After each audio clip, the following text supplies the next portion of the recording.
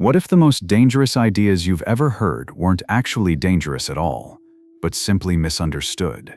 What if the philosopher you've been warned about, the one whose name is whispered in debates about morality, power, and even evil, was actually trying to set humanity free, not lead it astray? For over a century, Friedrich Nietzsche has been the ultimate intellectual outcast, a thinker whose name is tangled up with controversy, misinterpretation, and outright myth. But why? And what if everything you think you know about him is wrong? Let's be honest, Nietzsche's reputation is a mess. Mention his name in a classroom, a book club, or even a late-night Reddit thread, and you'll get a flood of reactions, most of them extreme. Some people call him a genius, a prophet who saw through the lies of society and religion. Others see him as a dangerous radical, a philosopher whose words supposedly inspired some of the darkest chapters in human history. And then there are those who just shrug, dismissing him as a madman, whose ideas are too twisted to take seriously. But here's the thing. Almost none of these reactions are based on what Nietzsche actually believed. Instead, they're built on rumors, distortions, and a long history of people twisting his words to fit their own agendas. So how did this happen? How did Nietzsche, a man who spent most of his life in isolation, become the poster child for everything from nihilism to fascism? The answer is as strange as it is revealing. It's a story of family betrayal, political manipulation, and the power of a single idea to change the world for better or worse. And it all starts with a single haunting question. Who was the real Nietzsche? To understand the controversy, you have to go back to the late 19th century, when Nietzsche was writing in a Europe that was obsessed with tradition, religion, and social order. He was a rebel from the start, challenging the very foundations of Western thought. He questioned everything: God, morality, even the meaning of truth itself. But instead of being celebrated for his courage, Nietzsche was attacked, ridiculed, and eventually pushed to the margins of intellectual life. His books were banned, his ideas were condemned, and his name became a kind of warning label. Read at your own risk. But the real twist in Nietzsche's story didn't come until after his death. That's when his sister, Elizabeth, took control of his unpublished writings, driven by her own political ambitions and a disturbing fascination with the rising tide of nationalism in Germany. She began editing, rewriting, and even inventing passages to make Nietzsche's work fit her own agenda.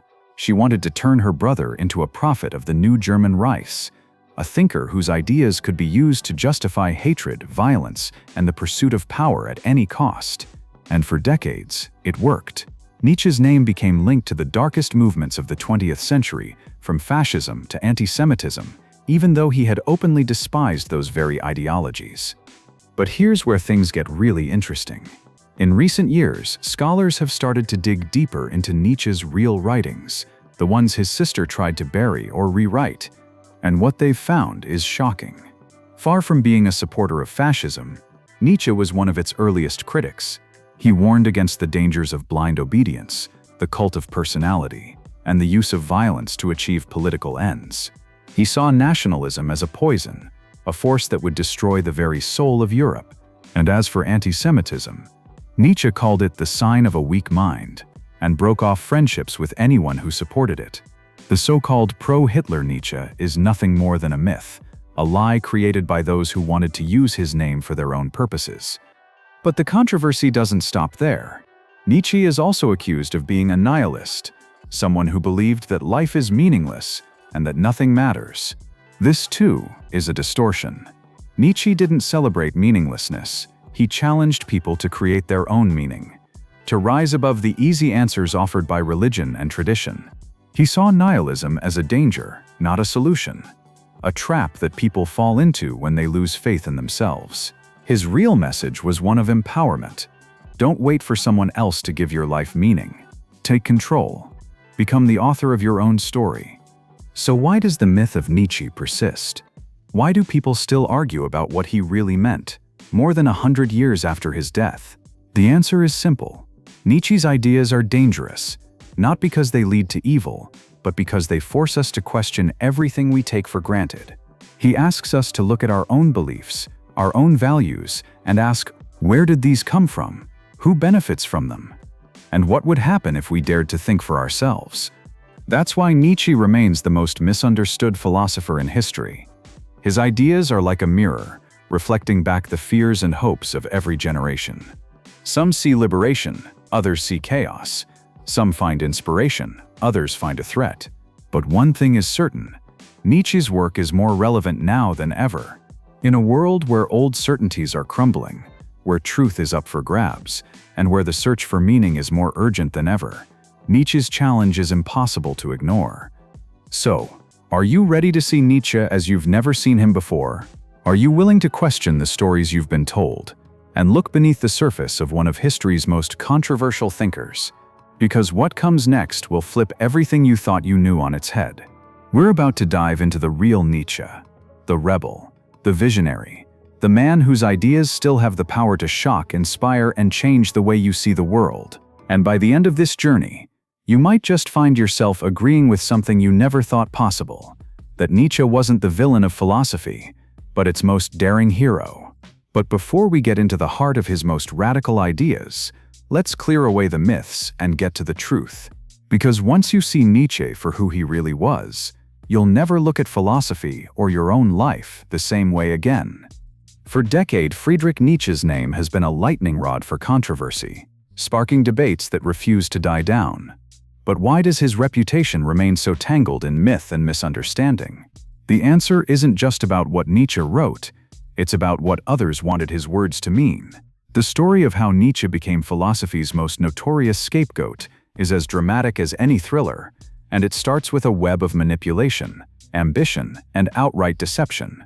It's almost impossible to talk about Nietzsche without running into the same old accusations that he was a champion of fascism, a nihilist who believed in nothing, or even a proto-Nazi whose ideas paved the way for some of history's darkest moments.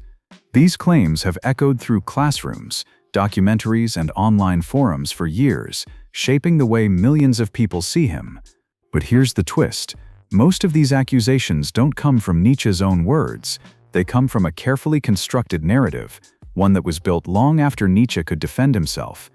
The real turning point in Nietzsche's reputation came after his mental collapse in 1889. With Nietzsche unable to speak for himself, his sister, Elisabeth Forster Nietzsche, stepped in. Driven by her own political ambitions and a deep connection to the rising nationalist movement in Germany, Elisabeth took control of her brother's unpublished manuscripts and personal notes. What happened next would change the course of intellectual history. Elisabeth began editing, rearranging, and even fabricating passages to make Nietzsche's philosophy align with her own beliefs and with the dangerous ideologies gaining ground in Europe at the time. It's been said that Elisabeth was relentless in her mission. She wanted to turn Nietzsche into a prophet for the new German Reich, a thinker whose words could be twisted to justify hatred, violence, and the pursuit of power.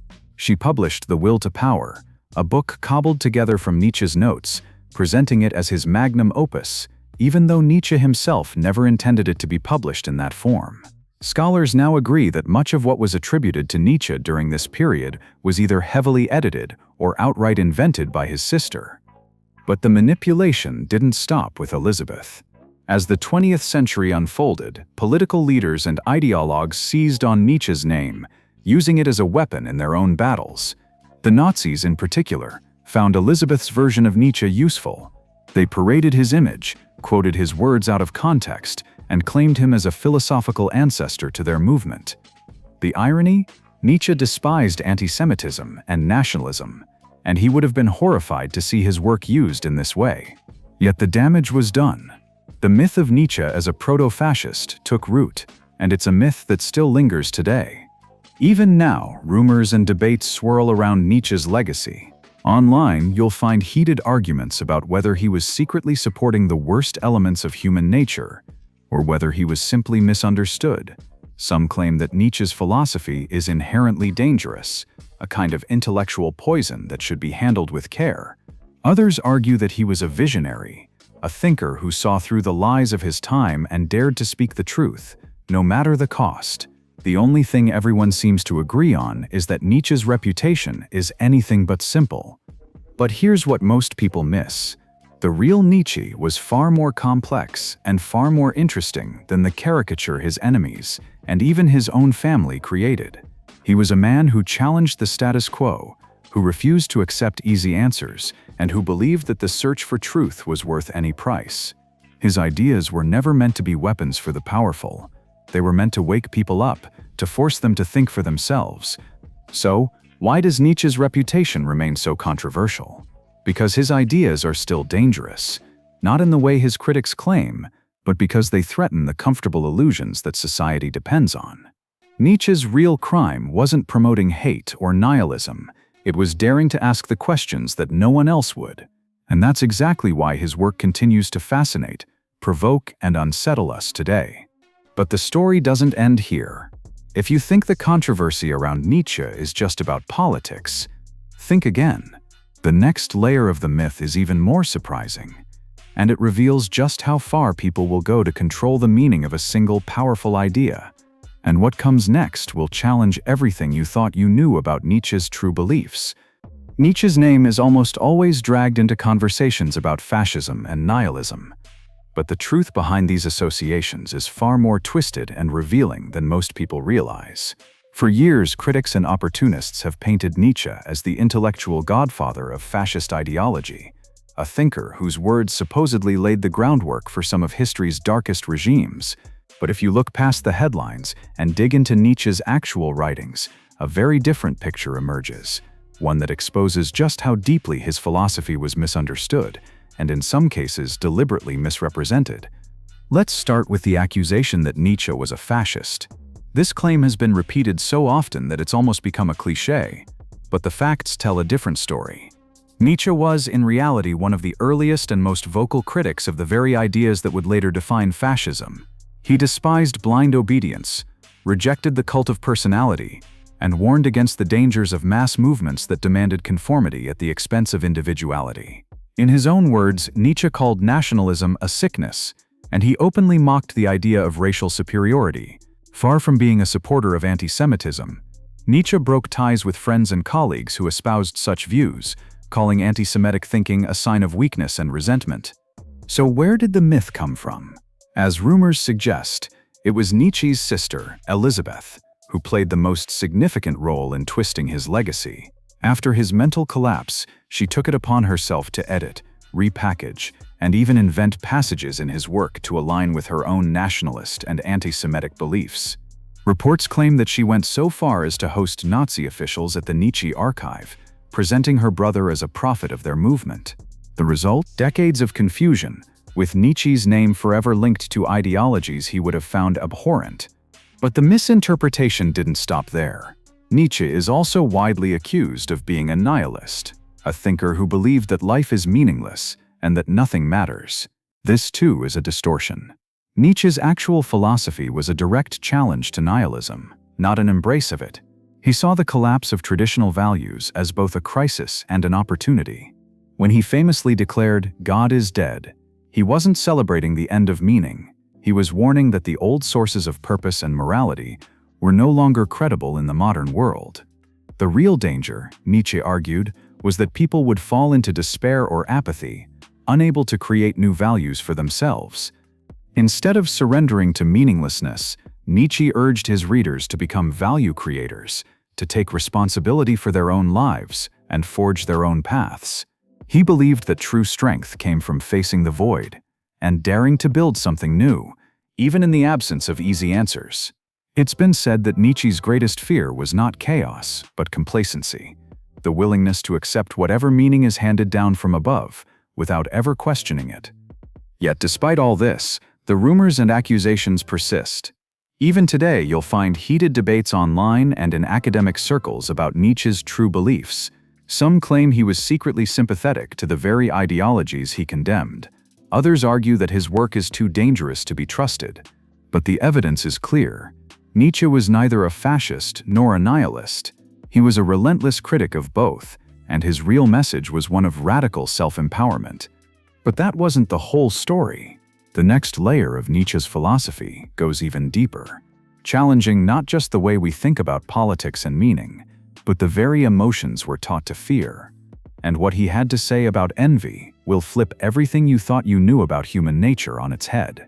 When most people hear the word envy, they instinctively recoil. It's an emotion that's been demonized for centuries, portrayed as a toxic force that corrodes relationships, breeds resentment, and exposes our deepest insecurities. From religious sermons to self-help books, envy is almost always cast as a vice, something to be suppressed or at the very least hidden away. But Nietzsche, true to form, saw things differently. He didn't just question the conventional wisdom about envy, he turned it completely upside down. Nietzsche argued that envy isn't something to be ashamed of. In fact, he believed it's one of the most honest and powerful emotions we experience. According to him, feeling envy is a sign that we recognize greatness in others, and more importantly, that we're aware of our own potential to achieve something similar.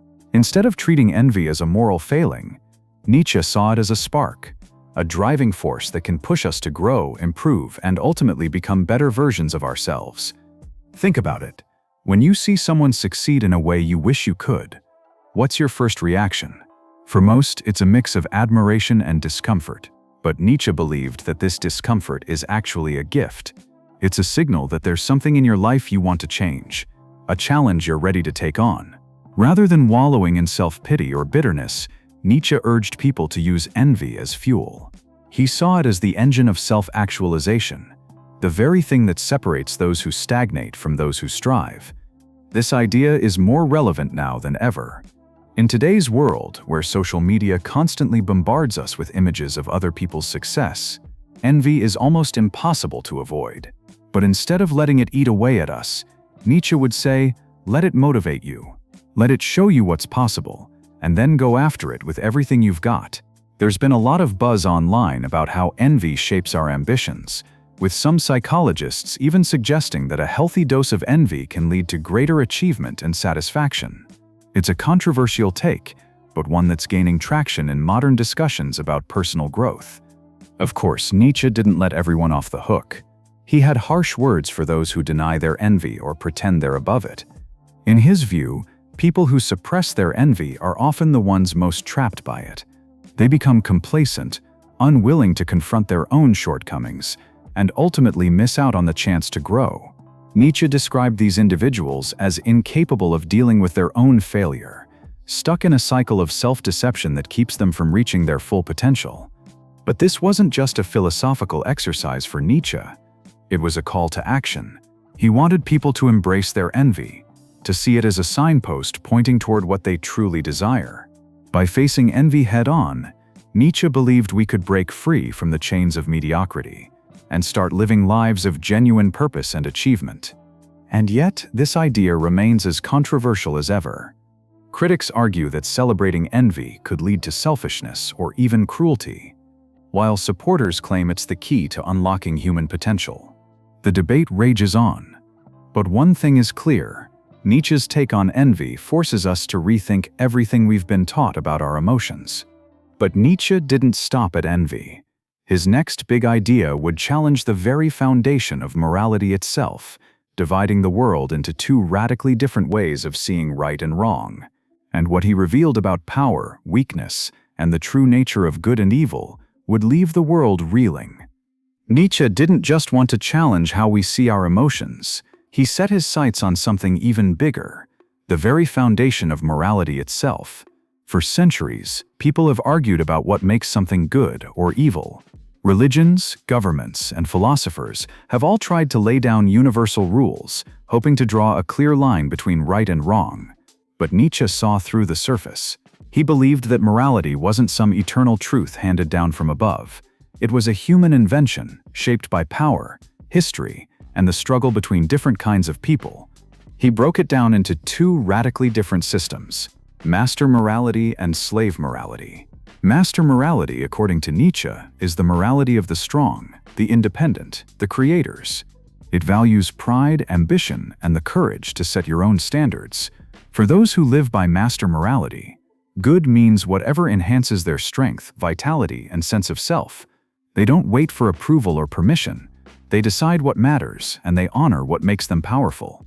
Slave morality, on the other hand, is born from weakness and oppression. It's the morality of those who have been dominated, those who feel powerless in the face of the strong. Instead of creating their own values, they react to the values of others.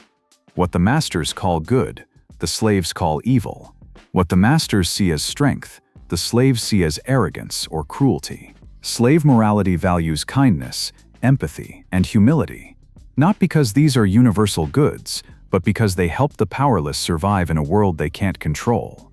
Nietzsche's point wasn't that one system is right and the other is wrong. Instead, he wanted to expose how morality is always a battleground, a reflection of deeper struggles for power and meaning. He argued that most people never realize this. They accept the morality they're given, never questioning where it came from or who benefits from it. But for Nietzsche, true freedom means seeing through the illusion. It means recognizing that every moral code is a product of its time, its culture, and the people who created it. This idea still sparks fierce debate. In today's world, you can see echoes of master and slave morality everywhere, from political movements to online culture wars. Some people celebrate ambition and self-assertion, while others call for compassion and equality. The arguments might sound new, but Nietzsche would say they're just the latest round in an ancient conflict. And the controversy doesn't end there. Nietzsche's critics accuse him of glorifying selfishness or justifying oppression, while his supporters claim he's simply telling the uncomfortable truth about how power shapes our beliefs. Reports claim that even now, philosophers and psychologists are re-examining Nietzsche's ideas, using them to analyze everything from leadership styles to social justice debates. But Nietzsche's real challenge wasn't just to expose the roots of morality. It was to ask what happens when we dare to create our own values. What if you stopped living by someone else's rules and started defining your own? What would you risk, and what could you gain? And that's where Nietzsche's next idea comes in, a radical rethinking of happiness itself. Because for him, the pursuit of happiness wasn't just a personal goal, it was a test of whether you were truly alive or just going through the motions. And what he had to say about happiness would turn centuries of philosophy upside down. For most of human history, the pursuit of happiness has been treated as the ultimate goal. Philosophers from Aristotle to the latest self-help gurus have promised formulas for a happy life, as if happiness were a prize waiting at the end of a well-marked path. But Nietzsche, never one to follow the crowd, flipped this idea on its head. He asked a question that still unsettles people today. Should happiness even be the point? Nietzsche believed that the endless chase for happiness was a trap. In his view, happiness isn't something you can simply find or possess. It's a fleeting byproduct of something much deeper. He argued that true fulfillment comes not from comfort or pleasure, but from struggle, challenge, and the relentless drive to overcome obstacles. For Nietzsche, the moments that matter most aren't the easy ones. They're the times when you're tested, when you're forced to confront your own limits and push beyond them. He saw happiness as a cycle, not a destination. You don't just arrive at happiness and stay there forever. Instead, you experience moments of joy and satisfaction only after periods of dissatisfaction, effort, and even pain.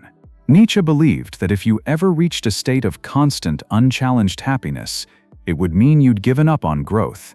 You'd become complacent, content to drift through life without striving for anything more. In his eyes, that was the real failure, a kind of living death, where the hunger for self-actualization had been replaced by a dull acceptance of the status quo. This idea is more relevant now than ever. In a world obsessed with instant gratification and curated images of perfect lives, Nietzsche's warning rings out: beware the illusion of effortless happiness. Reports claim that psychologists and thinkers are revisiting Nietzsche's work, especially as more people struggle with feelings of emptiness, despite having every comfort at their fingertips. The endless scroll of social media, the pressure to always appear happy, these are modern versions of the same trap Nietzsche described over a century ago. But Nietzsche didn't just criticize the pursuit of happiness. He offered an alternative.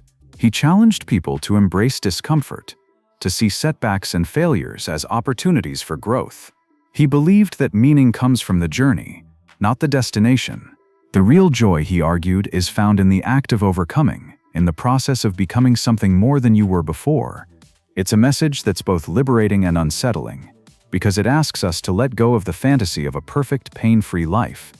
Of course, this idea has sparked plenty of debate. Some critics accuse Nietzsche of glorifying suffering or making life harder than it needs to be. But his supporters argue that he's simply telling the truth about what it means to be fully alive. There's been a surge of interest in Nietzsche's philosophy among people who feel trapped by the pressure to be happy all the time. They're finding inspiration in his call to embrace the struggle, to find meaning in the climb rather than the summit. And that's the heart of Nietzsche's challenge. Don't settle for easy answers. Don't let anyone else define what happiness should look like for you. Instead, dare to create your own meaning, even if it means facing discomfort and uncertainty along the way. But Nietzsche's story doesn't end with his ideas about happiness. The debates, rumors, and controversies surrounding his legacy have only grown louder over time. And as we peel back the layers of myth and misinterpretation, we find a thinker whose influence is still being felt and fiercely argued over today. What happened after Nietzsche's death would shock the world, and the battle over his true legacy is far from over. Nietzsche's death didn't silence the storm around his ideas. In fact, it only made the debates more intense. As the years passed, his legacy became a battleground, with scholars, politicians, and even internet commentators fighting to claim or condemn his philosophy. The result? A never-ending swirl of rumors, reinterpretations, and heated arguments that show no sign of slowing down. In recent years, there's been a surge of interest in re-examining Nietzsche's true beliefs. Reports claim that newly uncovered letters and manuscripts have shed fresh light on his personal views, revealing a thinker even more complex and more misunderstood than anyone realized. Some academics argue that Nietzsche was decades ahead of his time, predicting the rise of existentialism, postmodernism, and even the modern obsession with authenticity. Others insist that his work is too dangerous, too open to abuse, to be trusted without careful scrutiny. Online, the debate is even fiercer. Social media platforms are filled with passionate defenders and harsh critics, each side armed with quotes, sometimes real, sometimes wildly out of context. There's been a lot of buzz about how Nietzsche's ideas are being used and misused in everything from self-help movements to political manifestos. Some influencers celebrate his call to become who you are, while others warn that his philosophy can be twisted into an excuse for selfishness or even cruelty. And then there are the rumors, stories that refuse to die, no matter how many times they're debunked. Some claim that Nietzsche secretly supported the very ideologies he publicly despised, pointing to passages that were later proven to be edited or fabricated by his sister. Others speculate about hidden meanings in his work, suggesting that Nietzsche left behind coded messages for future generations to uncover. It's been said that every few years a new Nietzsche controversy erupts, reigniting old arguments and drawing fresh attention to his life and writings. But through all the noise, one thing remains clear: Nietzsche's influence is as powerful and as contested as ever. His ideas continue to inspire, provoke, and unsettle, challenging each new generation to question what they've been told. The battle over his legacy isn't just about philosophy, it's about who gets to decide what ideas mean and how they shape the world we live in. And as the dust continues to swirl around Nietzsche's name, one question lingers. What if the real danger isn't Nietzsche's philosophy, but the way it's been twisted, censored, and misunderstood? The story of Nietzsche is a warning and an invitation to look deeper, to question the easy answers, and to decide for yourself what's worth believing. But before we close the book on Nietzsche, there's one last revelation that might just change the way you see everything we've discussed so far. Because the true legacy of Nietzsche isn't just about controversy or debate, it's about the courage to think for yourself, no matter what the world says. Nietzsche's legacy is anything but settled. If anything, the debates and reinterpretations surrounding his work have only intensified with time. Every generation seems to rediscover Nietzsche, each time finding something new, and often something unsettling in his words. Scholars continue to unearth forgotten manuscripts, analyze his letters, and debate the true meaning behind his most cryptic passages. The result? A philosopher whose influence refuses to fade, and whose ideas are constantly being reimagined to fit the anxieties and hopes of the present. In universities and think tanks, Nietzsche's work is dissected and discussed with a fervor rarely matched by other philosophers. Some academics argue that Nietzsche predicted the crises of modernity, the collapse of shared values, the rise of individualism, and the search for meaning in a world that no longer offers easy answers. Others warn that his philosophy is a double-edged sword, capable of inspiring both profound self-discovery and dangerous misinterpretation. There's been a surge of interest in how Nietzsche's concepts, like the will to power and eternal recurrence, might apply to everything from politics to psychology to pop culture. But it's not just in academic circles that Nietzsche's shadow looms large.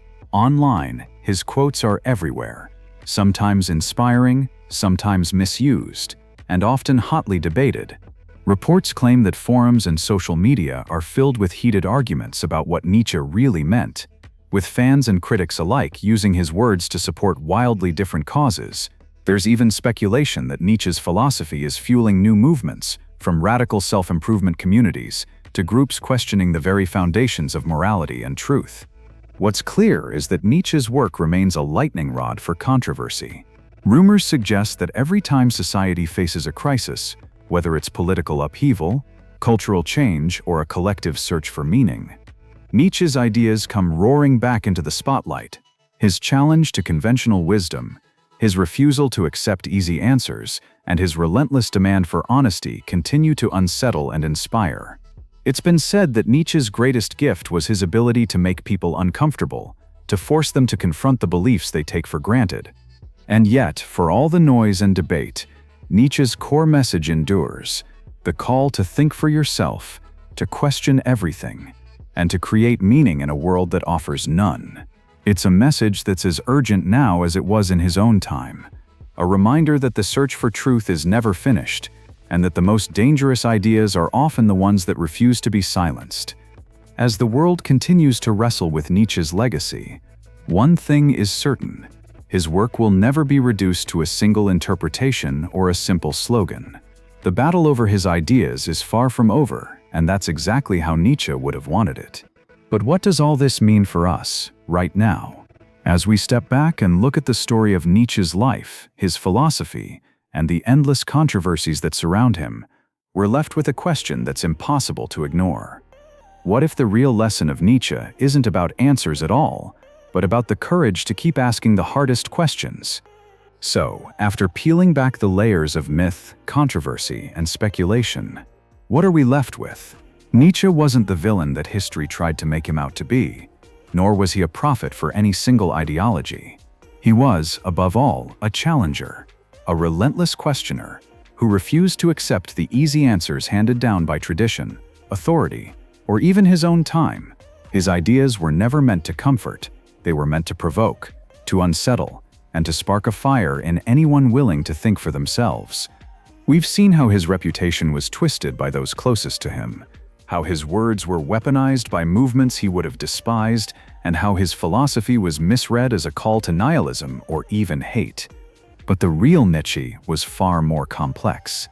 He dared to see envy as a force for growth, morality as a battleground shaped by power, and happiness as something earned through struggle, not handed out as a reward. He warned us about the dangers of complacency, the traps of blind faith, and the seductive comfort of easy meaning. Even now, Nietzsche's legacy is alive and fiercely debated. His work continues to inspire, unsettle, and challenge, refusing to be pinned down or silenced by any one interpretation.